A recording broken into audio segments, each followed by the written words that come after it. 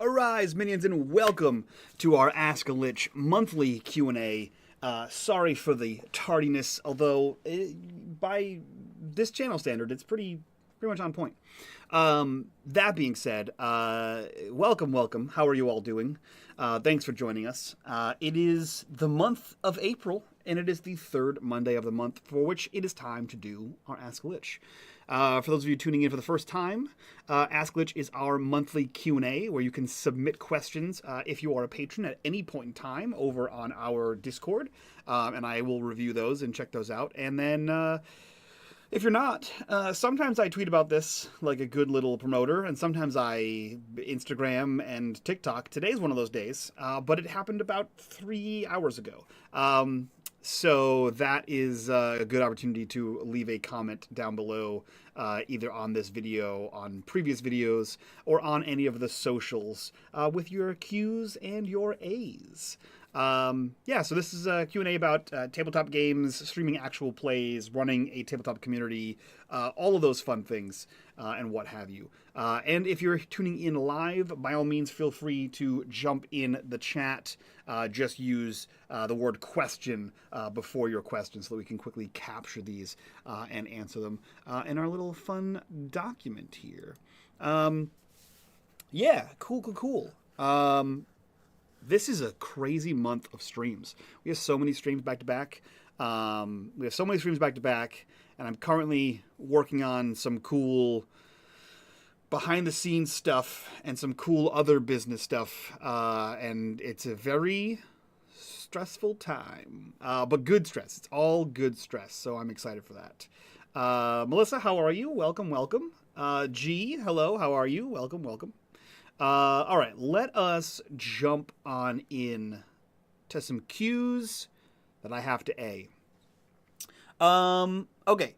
From our patron draftier Melissa, how has modern technology impacted TTRPGs? How will new technology impact TTRPGs in the future? Interesting question. I think we can see how modern technology has impacted TTRPGs literally all over the place. For me, it probably started back in D&D 4th edition, where they launched an entire online character builder, an entire compendium called Dungeons & Dragons Insider, where you could pay monthly and you would just get access to all of their books online, which was great because it was searchable. It was incredibly well-maintained database, but it used Microsoft Silverlight, so that collapsed in on itself.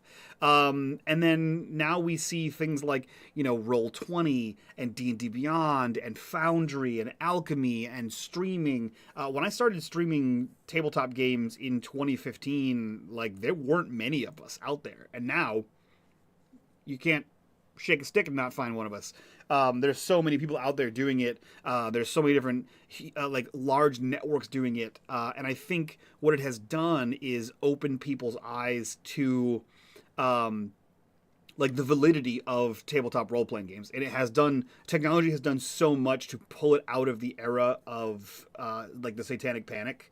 I remember in my late teens, early 20s, hearing actors and actresses talking about how they play Dungeons and Dragons and they find it to be an amazing acting tool.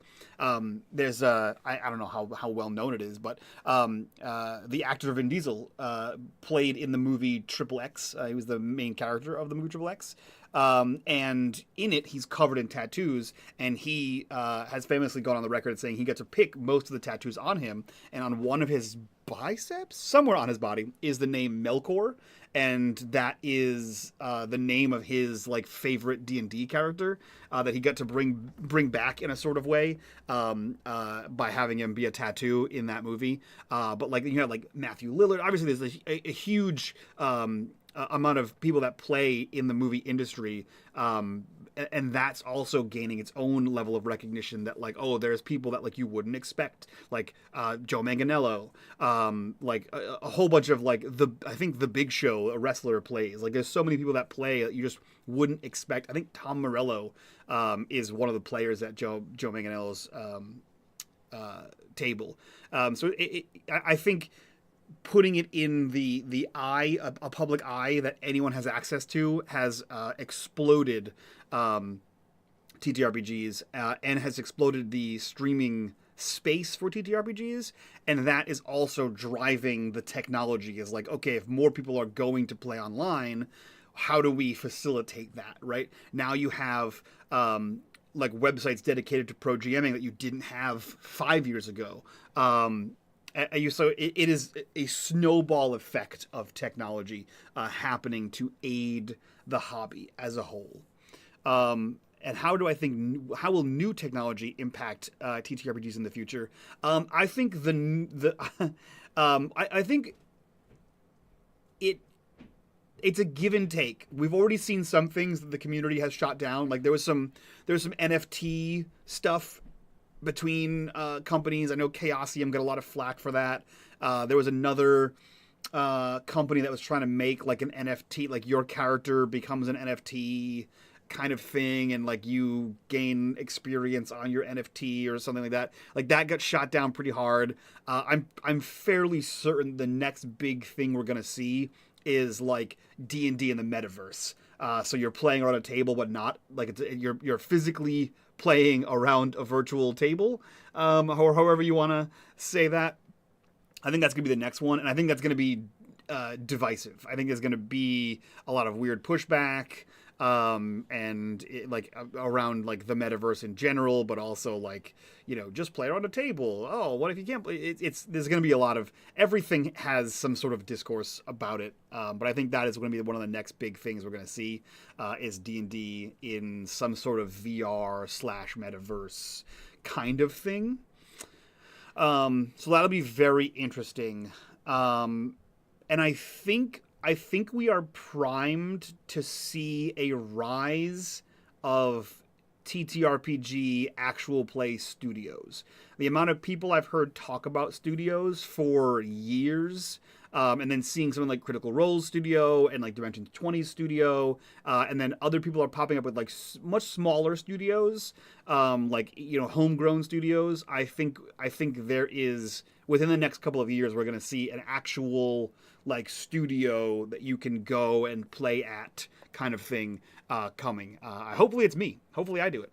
I would love to make one on the East Coast, but that requires many doll hairs. So that'd be very interesting. Welcome, Void. How are you doing? Yeah, Arcane Arcade. Yes, so many people are doing in-house studios. It's very cool. Very cool. I think the Collider guys have one. Digital Corridor. I think Corridor Digital. Wow. Corridor Digital. I think they have one as well, a small one. Theirs is very interesting. If you, I don't know if it's behind a paywall or not, but they have blended green screen and tabletop together in a very interesting way. I found the process far more interesting than the actual game itself. But essentially, they built a huge set, or several huge sets, with Dwarven Forge assets. And then they scanned every inch of the play space and digitally rendered it in a computer. And then they took the cast members, put them in full, LA cosplay, full costume of their character, and then shot them in front of a green screen, and then superimposed their green screen characters into the digitally rendered version of the Dwarven Forge tabletop space. It was very cool. I want to say it's Corridor Digital.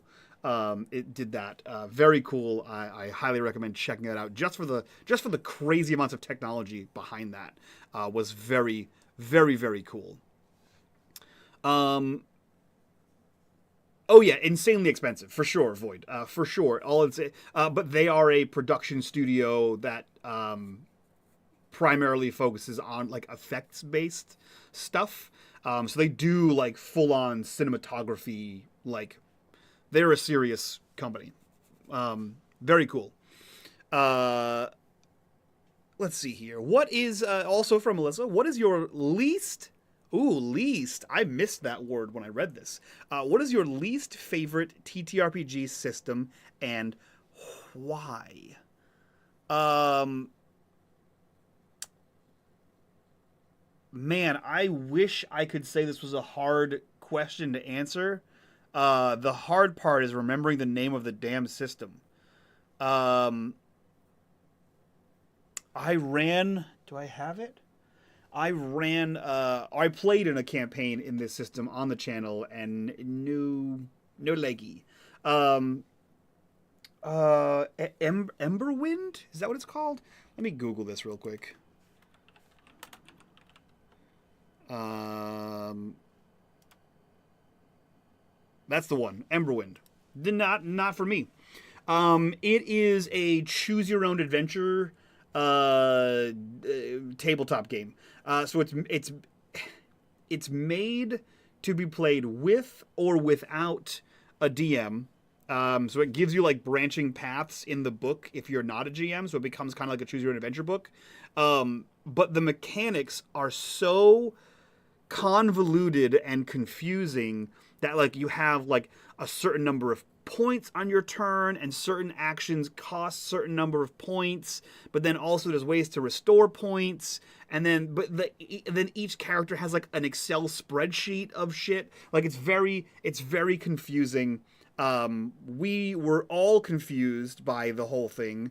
The design of monsters is also confusing. They have like triggers. That's like if X happens, then Y responds, and if Z happens, then A happens. It was a confusing mess. And I say it every time I see them because they're at every convention I go to, but I never see or hear anyone playing the system.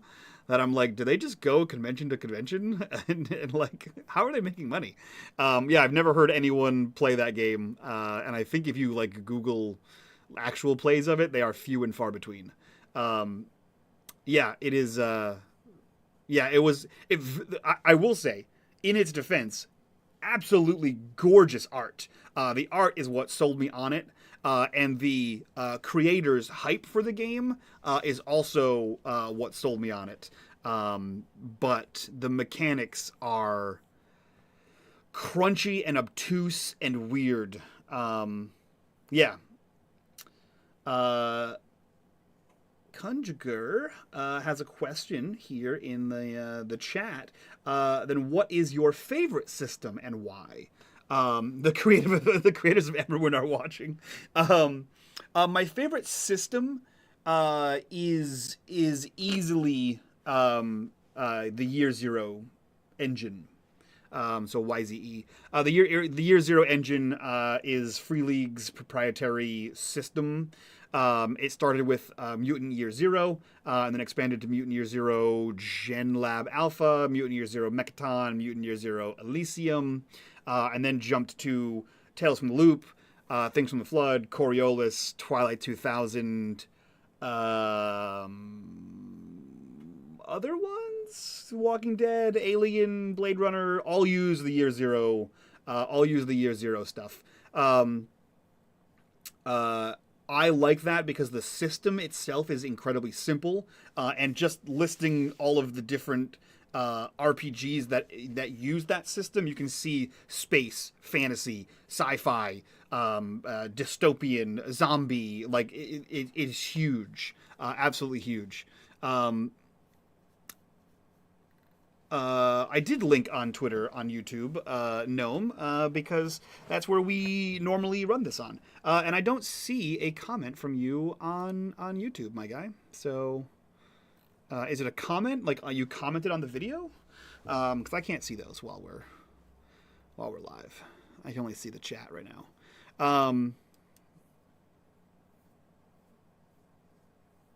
What was your YouTube comment, buddy? Yeah, so that is my least favorite RPG system and my favorite RPG system, and why they are. Let's see here. Why don't I see your sass over here? Oh, it hid your comment for review. That's why. That's funny. I was gonna say I see comments here. Hello, Gnome. How are you, my friend? I was sharing some amazing news with Gnome earlier, and he was rudely hyping me up, and I was not planning for it.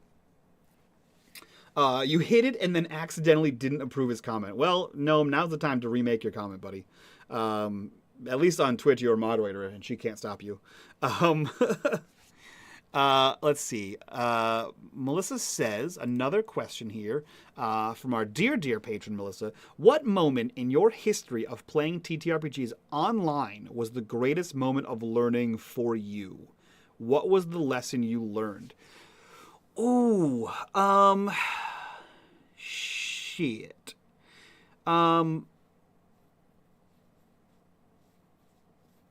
I'm gonna answer this question in two parts here. One of the greatest moments in my history of playing TTRPGs did not happen online. So I'm gonna tackle that one first, the actual playing of TTRPGs, and then I'll answer the question about the online space, which I think are two effective answers for this. When I was overseas, I played a game, and we played vassals that were in the employ of a local lord. The local lord had been a hero, a well-known person, and he had been given a keep. But the land around the keep was full of banditry and bad times. So he could have the keep if he could keep the keep, right? And he does. He cleans out all the bandits, and then we begin to work for him. And I had written an intricate backstory that, like, I was the son of the chieftain of a clan of displaced dragonborn, and like to make a name for myself and to prepare myself for chiefdom, I was sent as one of the vassals to, like, earn my stripes, as it were.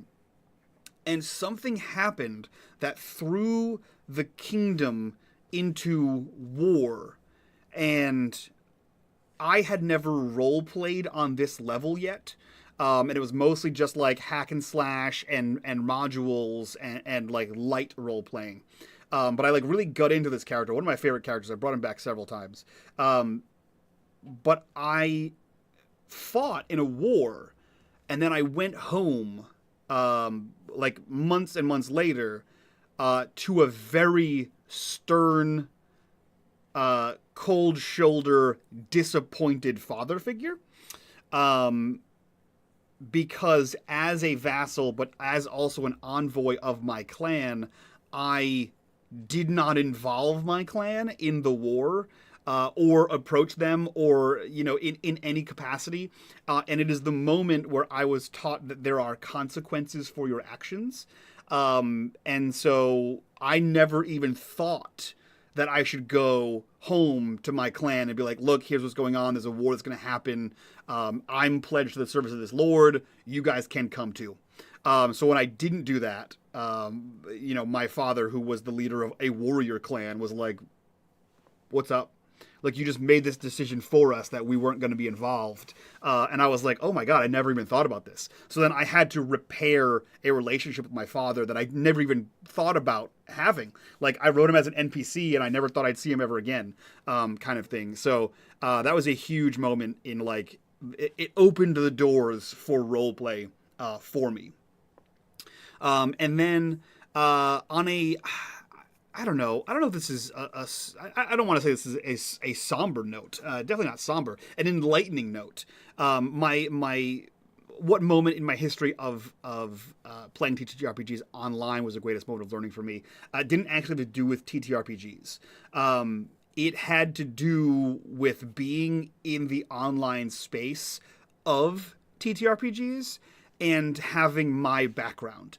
I was quickly shown, in a good way, I was quickly shown how small my bubble was, of like my bubble of influence, in myself, of what had influenced me. And I grew up in a mostly white affluent town in a very small state. I'm not shy about any of this. Like we had, I went to 2 high schools, and in both of the high schools, both of them were in primarily white affluent areas, and we had one African American family in each of those schools.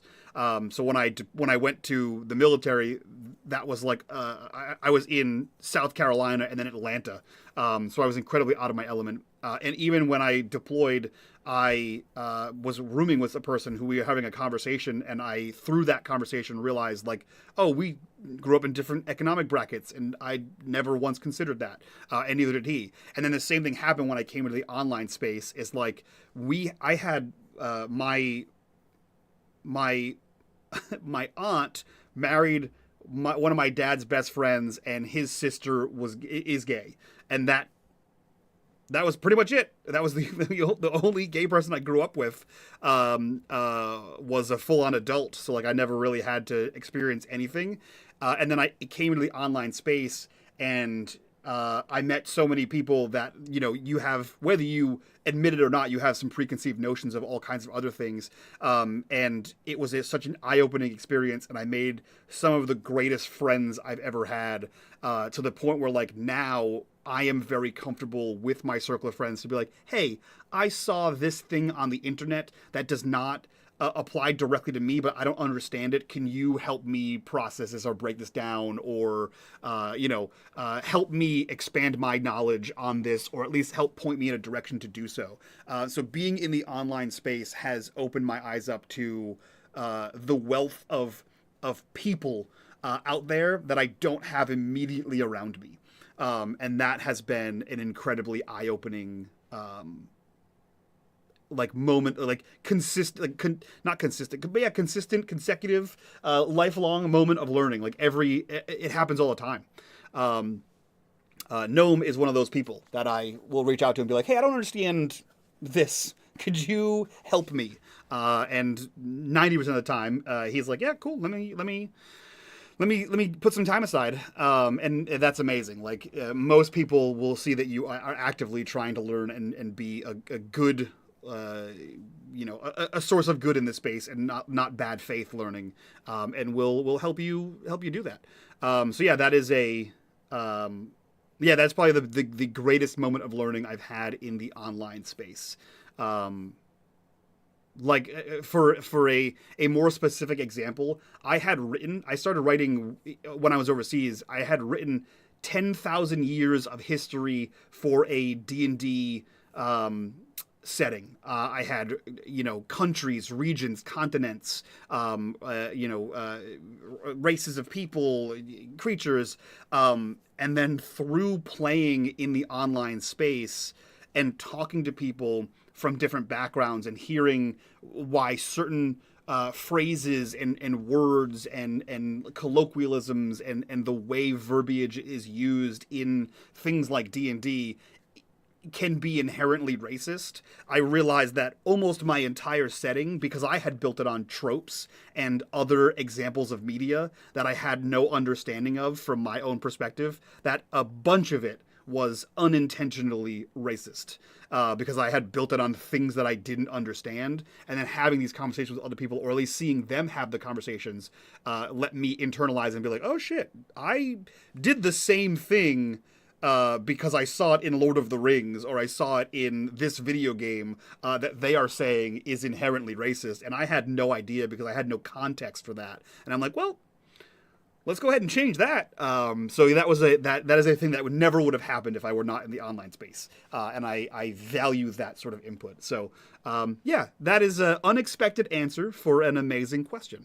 Cool. I am going to toss this over to the chat and see what's the happy hap over here.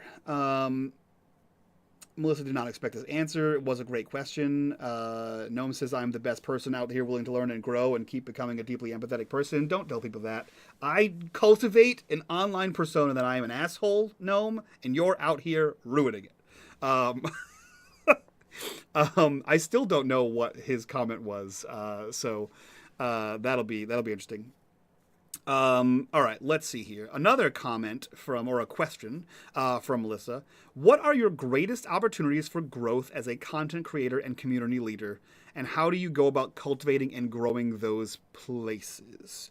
What are the greatest opportunities for growth as uh,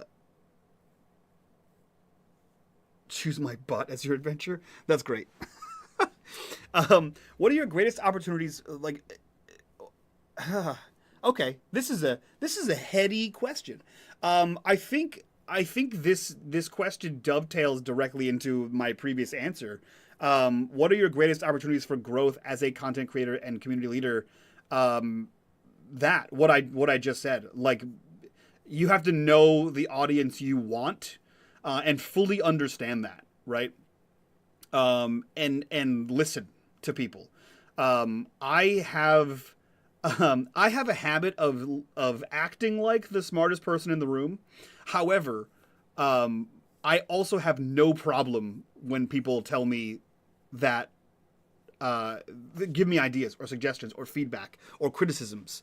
Don't get me wrong. Sometimes if people are like, your writing's bad, I go, oh, I'm a little sad about it, but I'll take your criticisms and deal with that.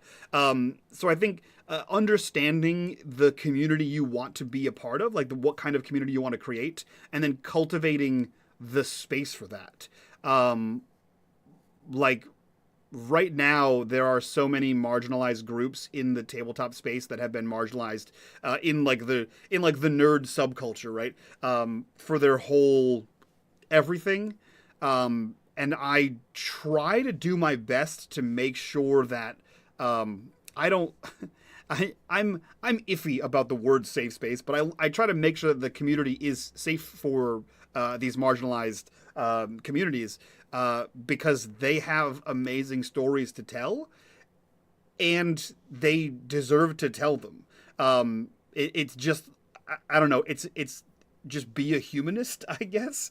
Like don't be a piece of shit. Like, I'm not here to get anything over on you. I'm not here to convince you to, like, give me money and run a grift. I am here to tell amazing stories with people who want to tell amazing stories. And if you only hear stories from the same kind of people, your stories are inherently diminished, right? Like, there is an inherently different cultural outlook that people have that don't look like me, that I can never tell that story because I have no context for that story. So again, kind of like when I was building my world, I have no context for why the things that were in D&D and in Tolkien and in other things are inherently racist or classist or whatever, because I only knew the context from my own personal sphere of influence. But by having those people in the community, by talking to those people, by having those people on actual plays, on games, you learn so much, and they bring so much to the table that you don't even know you're missing until it's happening. So I think the greatest opportunities for growth as a content creator and community leader is learn your community. Like, figure out what community you want to make, learn that community, be as open as humanly possible, while still setting boundaries. If I did everything that everyone wanted me to do, I would not have time to live. I would not have time to eat, sleep, be a parent. And then the second half of your question was, and how do you go about cultivating and growing those places? I think showing up.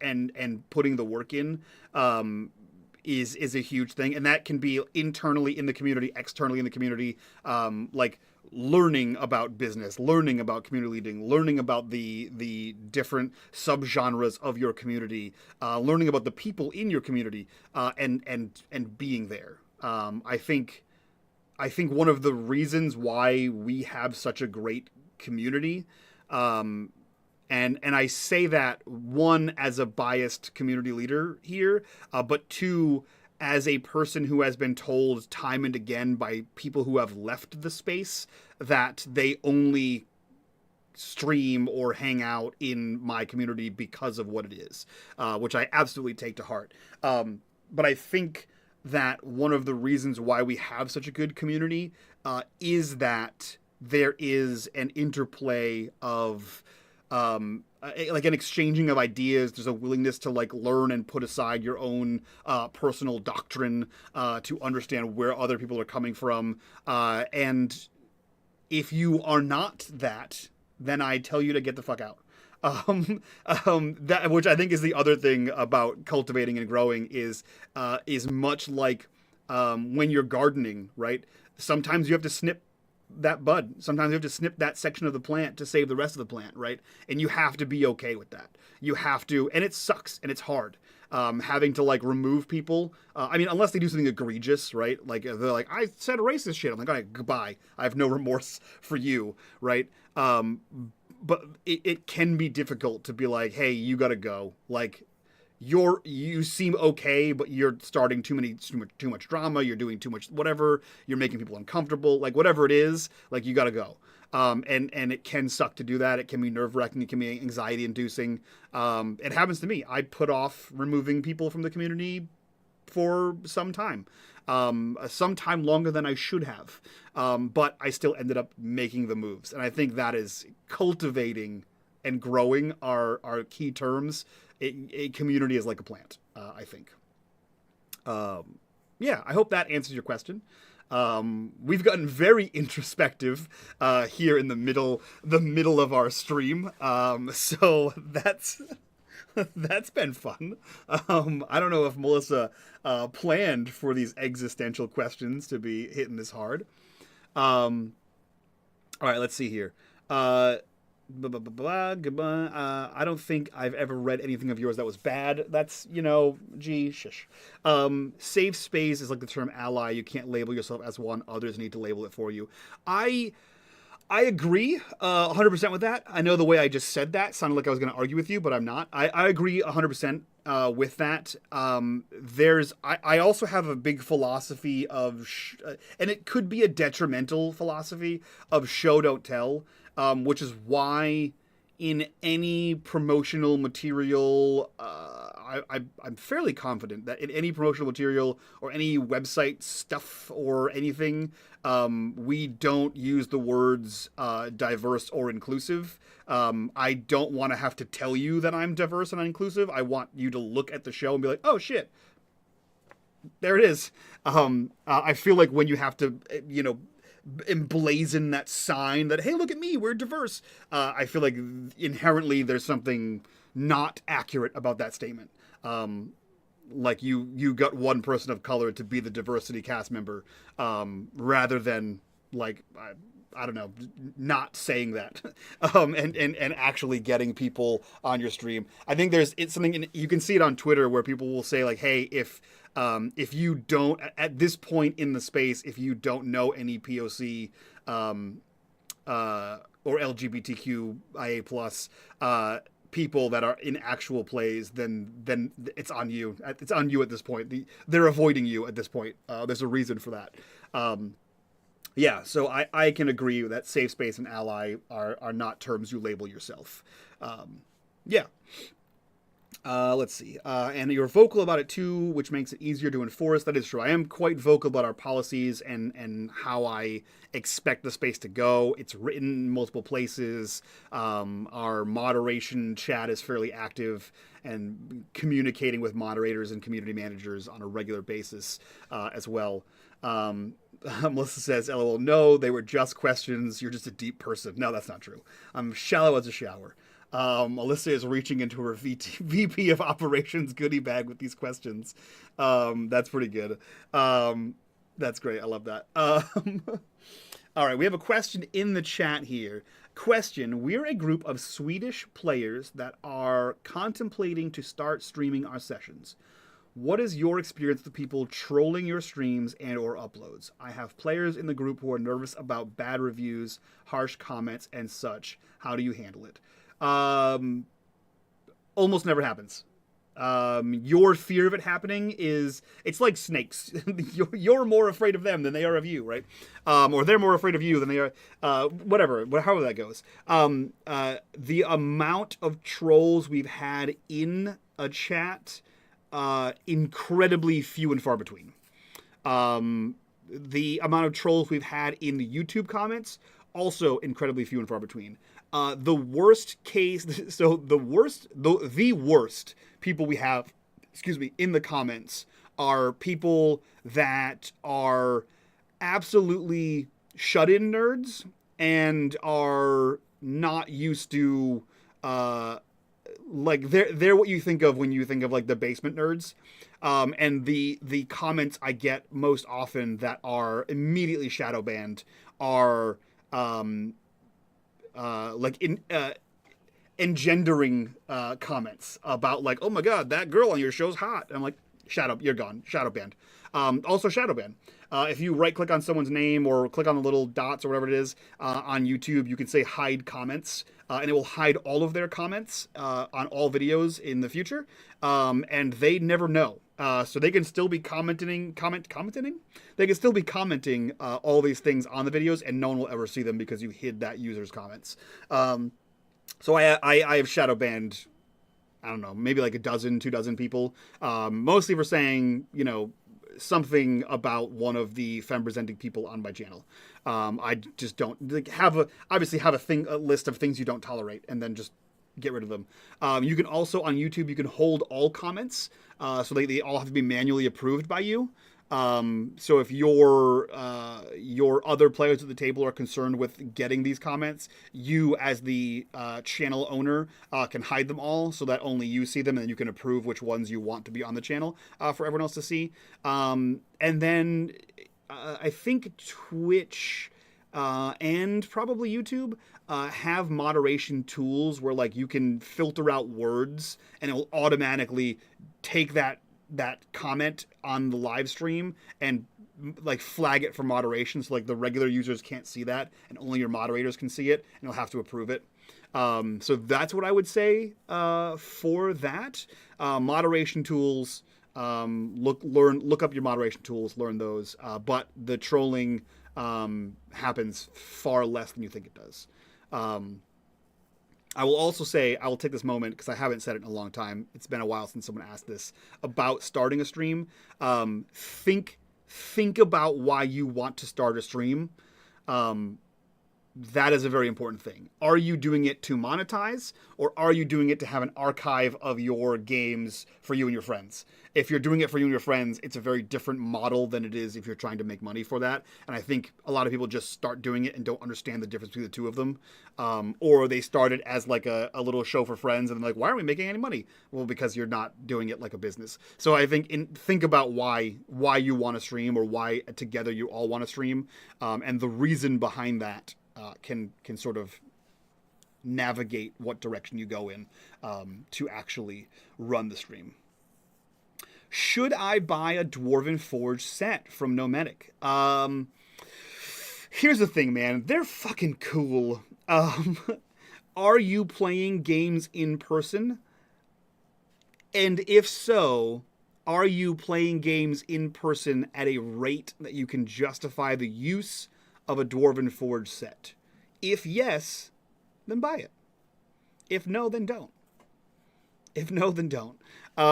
If no, then go on Amazon and buy a Chessex mat and some wet erase markers and get to mapping. I have one home game. I don't buy Dwarven Forge because I'm not a millionaire and they're very expensive. But I do have the Chessex wet erase mats. And I do, with fairly decent detail, copy the maps out of books. We're currently running through Phandelver and Below, the Shattered Obelisk.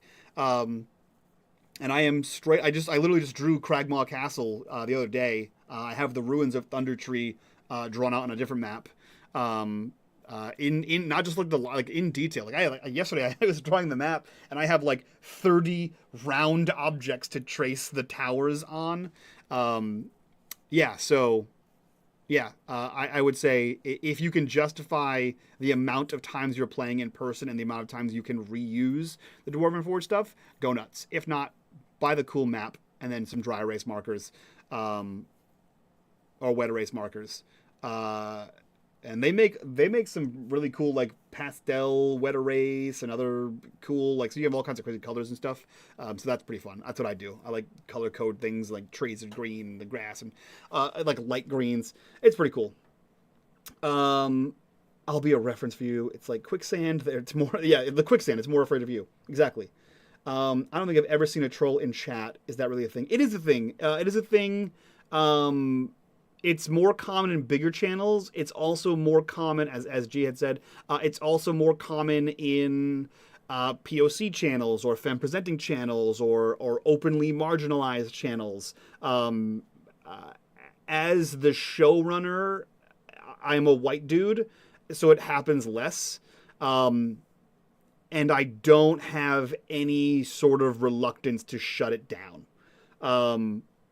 Which I've come to understand that other people may have a reluctance to do so, or an attempt to educate, or some well-meaning something. But as soon as I see it happen, it gets shut down. And I have several moderators, G being one of them, Gnome being another one, that completely understand my lack of give a shit. I believe anytime someone has become a moderator, the conversation has been, you don't ever have to ask to moderate. If you think you should moderate something, moderate it. If I have a question about it, I will ask you later, but you have my full faith and confidence to moderate. So I don't think, like, G and I have discussions about things that are moderated, or she'll clue me into things that she moderates, but, like, never once have I had to go back and unmoderate something, or, like, have an in-depth discussion about why. Everything is pretty simple, pretty cut and dry, and my moderation team has full faith and confidence in their ability to just fucking slash that sword at anyone who's stepping out of line. I've seen it in other streamer chats. Here's very rare, but Mike is a white male, so that could be a huge factor. Yep, you see it. Yep. G said all the same things I said. Great. Gnome, you are DMing IRL right now. Yeah, drawing out the fortress level of Sunless Citadel. Yeah, so Chessex has cool mats, and in fact, text me, and I will send you the link to it, the one that I use. I have been using them for years. I have multiple versions of them. Like I have like 2 of the big mats. I think I have like 1 or 2 of the smaller mats, and I use them all the time. They're great. Void says G has a really good point. She says he sees it in a lot of the they see it in a lot of the chats of female streamers. Yeah, correct. Gnome, you're back. I just told you to text me, and I'll send you the link for the Chessex maps. I think I have it handy somewhere. I use them all the time. I can actually go upstairs later today and send you a picture of the maps that I've drawn on there. Very cool. I like them. My players seem to like them. Any other questions in chat? Hey, Snow. I have some dry erase mats. I will show you the ones I have. It does take me probably about an hour-ish to draw the maps out. I do add a little bit, like the one I made yesterday I was lazy about, but I do add a bit of detail sometimes. I think I have a picture somewhere in the Discord, I want to say. All right, let's jump in. I think we answered this question. Let's jump in here. I want to say there's more to this question.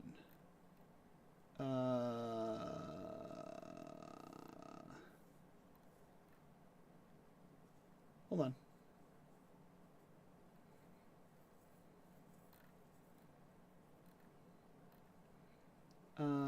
Favorite media, manage time. I don't manage time. I'm terrible at it. Daggerheart. G, I have highlighted a question in the document. I think is it just missing punctuation, or is there more words to that? Void says, quick question. How often do you fudge rolls to adjust the outcome of a situation your players are in to fit what you are wanting to happen? How often would you say is too often? That's a great question. I never fudge rolls. And I know that is a hard extreme. I don't never fudge rolls for anything like, lofty morality reasons. I don't feel the need to fudge the rolls when you control what the in D&D terms, what the DC is. So everything is arbitrary. If I made a monster who is absolutely wrecking my party and should not be wrecking my party, all of a sudden it has 40 less hit points. They have no idea how many hit points it has, right? Or all of a sudden it loses its shield and its AC becomes easier to hit, right? Or if this is a boss monster and they are absolutely trouncing my boss monster to the point where it's barely a challenge, all of a sudden he has an extra 100 hit points. Also, like, if the players are rolling for a DC of something to pick a lock, right? You make up the DC. There's no reason to fudge a roll. You make it up. The DC can be whatever you want. It can be exactly what they roll. I'm also a big fan. I don't know why I feel this way. It could be completely wrong. I'm pretty sure it is completely wrong. For some reason, D&D makes this harder for me. But other systems make it easier. Don't roll. Don't roll for everything. If there is not if the outcome of the action does not positively or negatively affect the plot, don't roll. Right? Like, if they're sneaking into an area and you know there's no one there, but they want to sneak, then they sneak. There's no one there to hear them. So why would you have them roll, right? If they're like sneakily opening a door but no one's on the other side, don't roll. There's no reason to roll, right? Same thing with I think older D&D, like 3rd and 3.5, and probably earlier versions, had like a take 10 or a take 20 kind of situation, right? Where if you have enough time, you can just get a 20 on it. Like, if they're climbing a cliff, yeah, obviously, like, they can fall off and that would suck, but what does that further? It can further the plot in some ways. I can understand the argument, but like, is there anyone at the top of the cliff? Are they racing up the cliff? Is there a speed challenge here? If they're just casually climbing a cliff to get from point A to point B, they do it narratively. But if there's someone waiting for them at the top, right? Or if it's like, what is it? The scene from Princess Bride with the Cliffs of Insanity. They're climbing up to fight the man at the top of it, right? They're chasing him. Yeah, that would be a check. But if no one was up there, then why are we rolling? So roll less often. I find that in D&D, a lot of people just like roll for everything. And there's no need to fudge dice when you can fudge what the dice represent. The DC for lockpicking or sneaking or whatever can be as high as you want it to be. In fact, when I'm prepping D&D, I don't write down DCs. I will tell people like, I'll think like, this is where an appropriate dice check should go, and I'll say roll. And then sometimes you pass, sometimes you don't. And I also only use 0s and 5s in my DCs. You'll never see like it's DC 13 to beat that. So more narrative rather than mechanical. Only roll the dice when it matters. And I find there's no need to fudge the dice roll when you can fudge anything else. Would be the answer to my question. As Melissa said, never fudge the dice, just everything else. Yeah, perfect. All right, cool. Melissa has another question. This one says, what are your greatest opportunities for growth as a game master, and how do you go about cultivating and growing in those places? Oh, man, I'm going to say this with my whole chest. Play other games. If you have only played Dungeons and Dragons, you do not know what you are missing. You do not know what mechanics are cool in other systems. You don't know how those mechanics work. Playing other games in other genres. Don't just only play fantasy. Play other shit. You will never understand what is good or bad game design, what is good or bad narrative writing. So that is my first. Play as many things as you can get your hands on. Until you fully understand what you like and don't like about that system. You don't even have to like be able to say that out loud. You just have to know, oh, I don't like the system because X and Y, right? Will make you a better game master. I have stolen so many things from other games and brought them into other games. Like I use Devil's Bargains. I use GM Intrusions. I use all kinds of things that I have taken from other games and include them in basically all my games. Clocks, all kinds of things. So play more games. 1. 2, understand your table. Discuss your table with your table. If you want something and they want something else, mismatch. You guys need to be in the same book at least, right? So like really communicate. Communication is a huge opportunity for growth as a GM that I feel like the amount of times people ask questions in which the answer to is talk to your players means that communication is a resounding failure of a lot of tables. So if you want to grow and become an amazing game master, communicate, talk to your table, have the hard conversations, safety talks, session zeros, all these things, all the buzzwords you've heard about this, right? And then the other thing is, much like consuming tabletop games, consume media.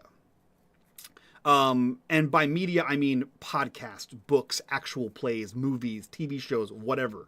I pull things from all kinds of media that I consume. We've talked about this on a previous question. I literally have a note in my phone of cool things I've seen in movies and TV shows, video games, podcasts that I've written down to make into a tabletop thing. But also in watching those, you can better understand narrative structure, cinematic structure, and figure out how you want to be as a GM, right?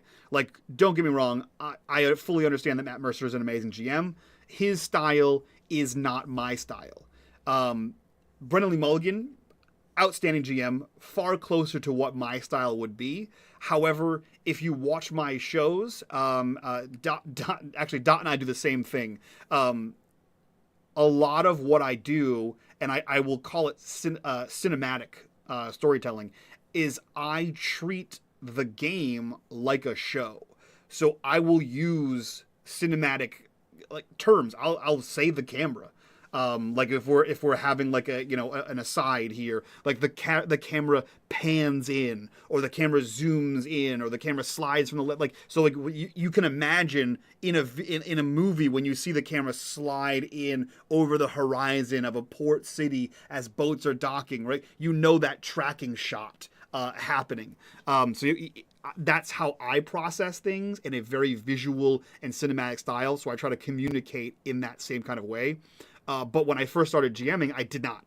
I would read box text, word for word, and I did not use cinematographic words.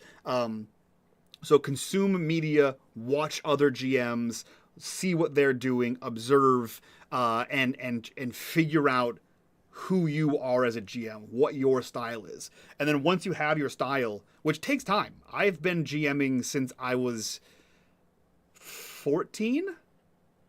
And when did World of Warcraft come out? 2006? 2004? I don't know. When World of Warcraft came out is when I started GMing. Or right before it is when I started GMing. And I'm 36 now, so I've been GMing for like 20 years. And I would say I've only recently come into my stride as a GM in probably the last 5 or so years. So it takes time. It takes a lot of time to like figure out what is happening, like with you as a GM, how you interpret the story. Are you an improv GM? Are you a prep GM? Are you, a railroad GM? Are you consume a lot of media, process that media, and figure out who you are as a GM, and then learn those things. I'm literally in a cinematography class right now, learning about the history and style of cinema. It's funny. It's because I have done so much research into that as a GM. The class is a cakewalk because I know so many of the terms and so many of the styles of shots and things like that I'm acing the class. But that is because I've done a bunch of research on the style of GMing or the things about GMing that I'm drawn to, so that I can better educate myself and bring that into the thing, bring that into the game. Because once you start playing with me, now that I say it, you'll go back and watch videos and you'll notice the camera talk. But in the session, it's not obvious. Your brain just starts filling in the words with pictures, and it's not you're not really taken out of it when I say camera in a fantasy setting, because I'm not talking about a camera in the fantasy setting, but a camera in the mind's eye, as it were.